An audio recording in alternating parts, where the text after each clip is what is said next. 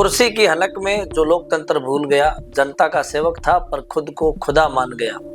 दौड़ते हैं बुलडोजर, कांपती है आम जनता, साहब के हुक्म के आगे आईना ही टूट गया। नमस्कार, मैं हयात कलीम मेहर और आप देख रहे हैं द बवाल। आज जैसलमेर में जो हो रहा है वो सिर्फ एक रेस्टोरेंट की कहानी नहीं है, ये कहानी है सिस्टम बनाम जनता। और इस कहानी का सबसे बड़ा किरदार है जैसलमेर जिला कलेक्टर प्रताप सिंह नाथावत।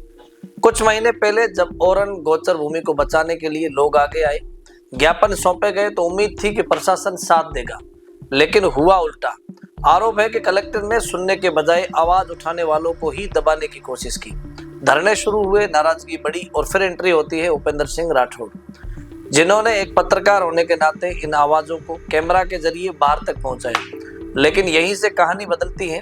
स्थानीय अखबारों और रिपोर्ट्स के मुताबिक ये पहली बार नहीं है जब कलेक्टर के रवैये पर सवाल उठे।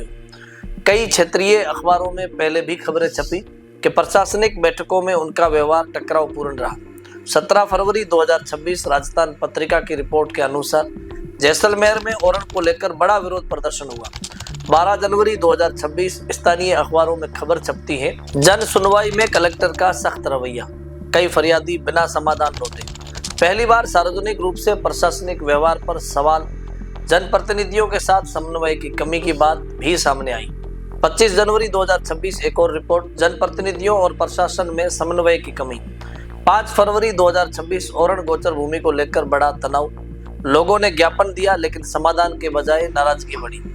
17 फरवरी 2026 जैसलमेर की सड़कों पर बड़ा विरोध प्रदर्शन, हाथों में तख्तियां, कलेक्टर हटाओ जैसान बचाओ। ये सिर्फ विरोध नहीं था, ये सिस्टम के खिलाफ खुला गुस्सा था। खबर में दावा, जनप्रतिनिधियों की बातों को नजरअंदाज किया जा रहा है। यहाँ तक कि कुछ रिपोर्ट्स में यह भी कहा गया कि निर्णय लेने की प्रक्रिया में पारदर्शिता नहीं दिखती। अब ये सब आरोप सही है या नहीं, ये जांच का विषय हो सकता है। लेकिन सवाल ये है, अगर बार बार एक ही तरह की खबरें सामने आ रही है तो क्या उन्हें नजरअंदाज किया जा सकता है? कहा जा रहा है कि जब ओरन आंदोलन के वीडियो वायरल हुए, इसके बाद कार्रवाई शुरू हुई और सीधा निशाना बना उपेंद्र सिंह राठौड़ का स्वाद रेस्टोरेंट। आरोप क्या है? पहले रिजॉर्ट की नक्शा फाइल निरस्त, फिर हाई सीजन में लगातार रेड, विभागों की ताबड़तोड़ कार्रवाई और अंत में ताला। 17 फरवरी लोग सड़कों पर उतरे, हाथों में तख्तियां थी, कलेक्टर हटाओ जैसान बचाओ। ये सिर्फ विरोध नहीं था, ये भरोसा टूटने की आवाज थी। और फिर 18 फरवरी बंद पड़े रेस्टोरेंट में रखे सामान को सीज कर दिया गया। लेकिन कहानी यही खत्म नहीं होती। जब ट्रांसफर की खबरें तेज हुई, 2 जेसीबी मशीनें आती हैं और फिर सब कुछ मलबे में बदल दिया जाता है। फर्नीचर, खिड़कियां, दरवाजे, लाइट, यहाँ तक कि स्टोन कार्विंग भी। अब सवाल सीधा है, क्या यह सिर्फ एक प्रशासनिक कार्रवाई थी या फिर आलोचना का जवाब? और सबसे बड़ा विरोधाभास, शहर में कई जगह अवैध कब्जे, नई नई बिल्डिंग्स खड़ी हो रही है, लेकिन वहां खामोशी, और यहाँ पूरी ताकत। राजनीतिक एंगल भी कम गंभीर नहीं।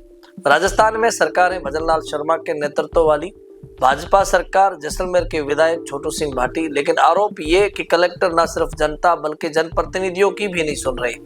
और ये सिर्फ जनता नहीं कह रही है, प्रशासन के अंदर से भी आवाजें आई हैं। मुकेश कुमार मीणा, प्रभजोत सिंह गिल, विश्व प्रकाश चारण, इन अधिकारियों द्वारा भी गंभीर आरोप लगाए जाने की बातें सामने आई। तो सवाल अब और बड़ा हो जाता है, आखिर कौन है जो एक अफसर को इतना ताकतवर बना देता है कि वो सिस्टम के ऊपर खड़ा नजर आए? आज स्वाद रेस्टोरेंट टूटा है, कल कोई और होगा।